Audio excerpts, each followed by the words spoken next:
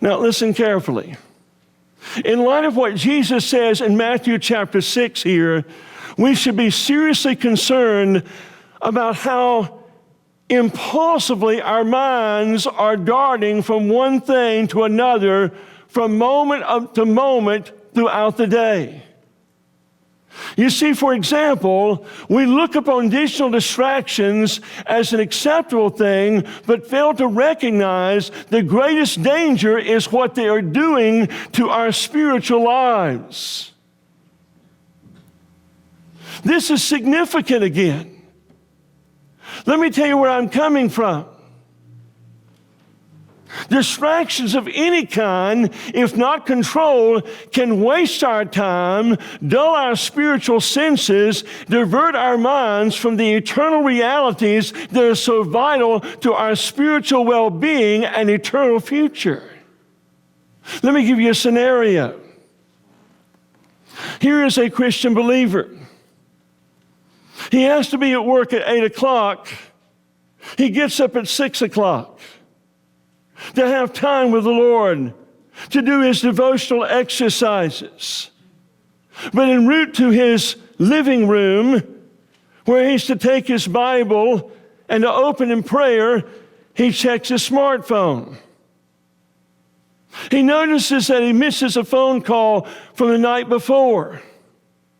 He listens to the voice message. Immediately his mind races to what he needs to do, what he needs to say in response to that phone call. And then he notices before he puts it down that he has so many likes on his Facebook account. And then furthermore, he sees that he has a private message or two. What's that about? So he begins to explore those messages, and one of them is of a serious nature that demands an immediate response. So what he does, it takes him 10 minutes to formulate a message, to write it with discretion, and then to edit it. By this time, it's 6:30. He takes his Bible, he tries to focus his attention upon the truth of God's Word, but it's very impossible because his mind is constantly going back and forth as to what he needs to say or what he needs to do in regard to these things that he's read on his smartphone.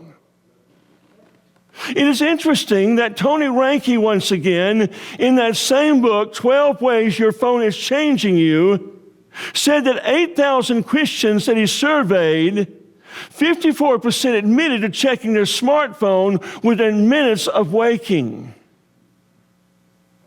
When asked whether they were more likely to check email and social media before or after spiritual disciplines on a typical morning, 73% said before. Now, brothers and sisters, listen, you sit there and you say, this has got a tone of legalism to it. I'm not saying that you're to go out and throw away your cell phones. God forbid. But I'm saying something needs to happen here.